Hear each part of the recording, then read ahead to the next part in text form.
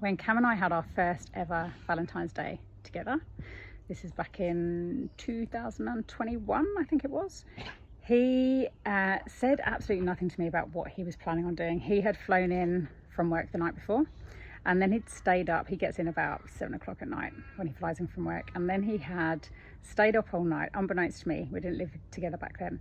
He stayed up all night making these lemon yellow cupcakes for me, and he didn't say anything until he got to mine the next day, which was on Valentine's Day.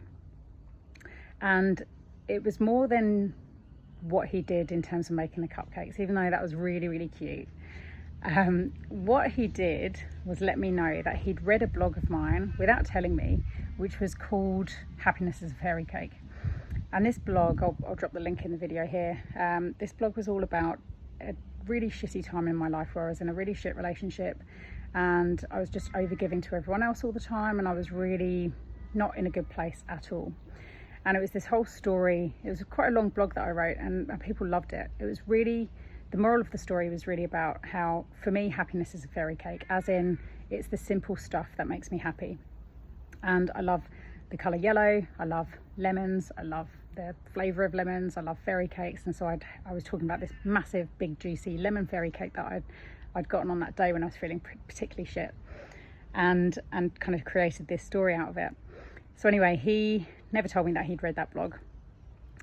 He reads and watches all my stuff, bless him. And then he just gone out and bought all this stuff to make these fairy cakes. It doesn't bake, so this was like a one-off thing for him.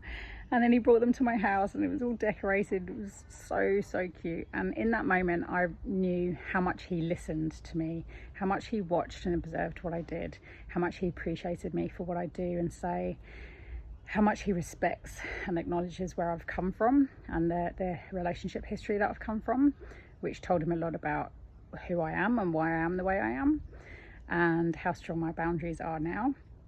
And it was just a really gorgeous moment for me where he just really showed me how active he is in this relationship, and that has never stopped. We're now in 2025 and it will be 5 years this year, and yeah, life is exciting. Life is much better when you're in a healthy, happy, positive relationship versus my last unhealthy relationship where my ex totally forgot my birthday 8 years into our relationship. That was really fun.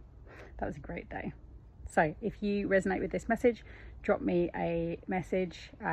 Let's chat somehow. I really want to help as many women as possible to step into the truth of who they are so they can live their dream life with their dream person, or just be really, really happy on their own, shedding all the shit that's holding them back.